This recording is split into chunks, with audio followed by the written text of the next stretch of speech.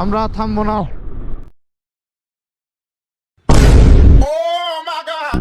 Sir কি রে ভাই, কুইক থ্রোটল লক হয়ে গেছে।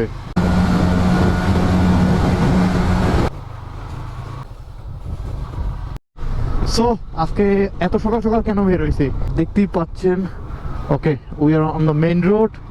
সো অলমোস্ট কেউ নাই বলেই চলে, পুরো ফাঁকা মেইন রোড। এরকম ঢাকা যদি হতো আল্লাহ কি যে ভালো হতো, পুরোটাই ফাঁকা। অ্যাপ রোডের রোডগুলো এমনই থাকে। তো সামহাও আমরা থামবো না। Sorry sir, we have to avoid ইট। আজকে এত তাড়াহুড়ো করে কেন সকাল সকাল বের হয়েছি, বেসিক্যালি এই পুলিশ অ্যাভয়েড করার জন্য। Obviously I lost my mirror, as you can see. Oh shit, fog লাগানোর কারণে আরও একটা মানে দুইটা মামলা হইতে পারে। আর আদার্স যে পেপারস এগুলো সব আলহামদুলিল্লাহ সব পারফেক্ট আছে। সো কিছু করার নাই, পুলিশ দেখলে এমনই অ্যাভয়েড করে যাইতে হবে। আর if they want to chase then I should run for Allah. আর জানি কোনো চেকপোস্ট না পড়ে।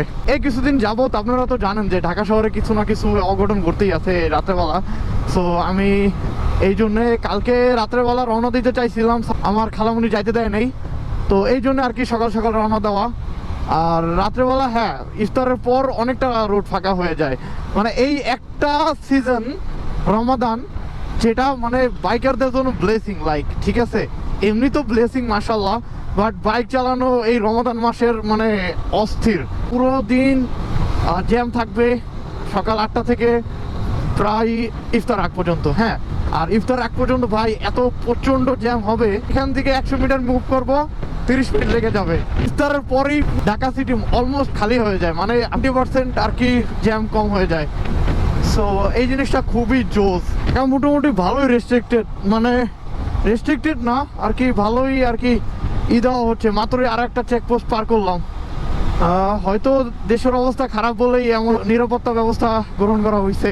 আমার তো চোরগুন্ডার থেকে ভয় বেশি পুলিশের, যদি আটকায় সামহাও। আমার ভয় হলো যে এর পরে না আবার আরেকটা চেকপোস্ট পরে।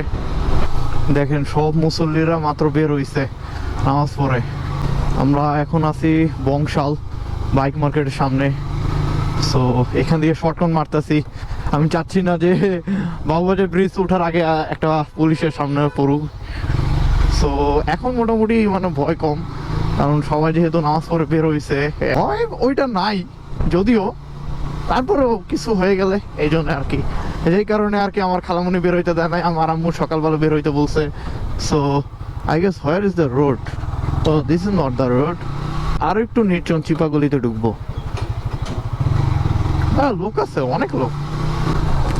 এই হলো ফ্রেন্ডশিপ। সেই এই যে সিএনজি ওয়ালাও শর্টকাটটা মারতেছে। এটা হলো বাবুবাজার ব্রিজ থেকে নেমেই হাতের বামে এই শর্টকাটটা, মানে আমরা এটা পার হইলেই বাবুবাজার ব্রিজ।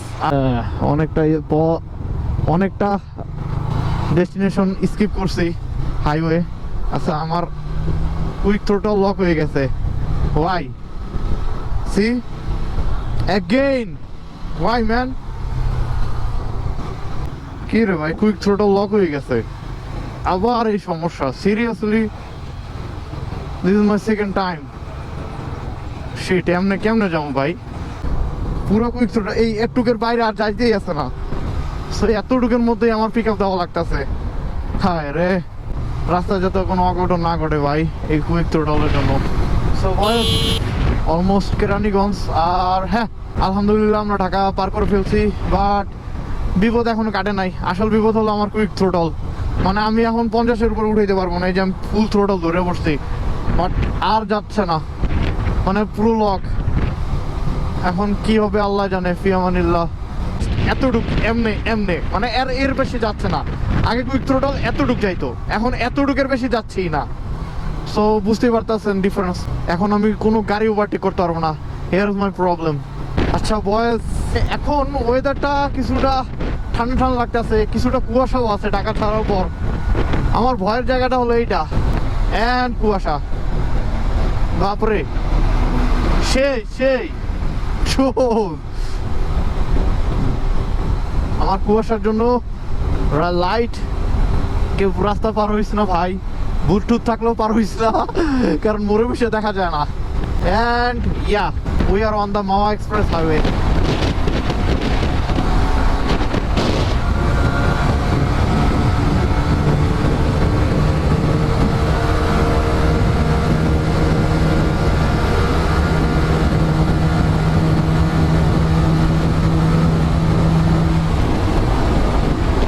যে ঠান্ডায় আমার ভাইজর মানে পুরো সাদা হয়ে যাচ্ছে ভিতর দিয়ে আর কি, ফগ জমে। আমার অ্যান্টি ফগটা ছিল, বা যেহেতু মানে ঠান্ডা চলে গেছে আর গরম পড়া শুরু হয়েছে, আর ঢাকাতে যে কি গরম তা তো আপনারা ভালো মতোই জানেন। সো আর এই বছর ট্যুরও দেওয়া হবে না, এই জন্য আমি অ্যান্টি ফগটা বাসায় রেখে আসছি।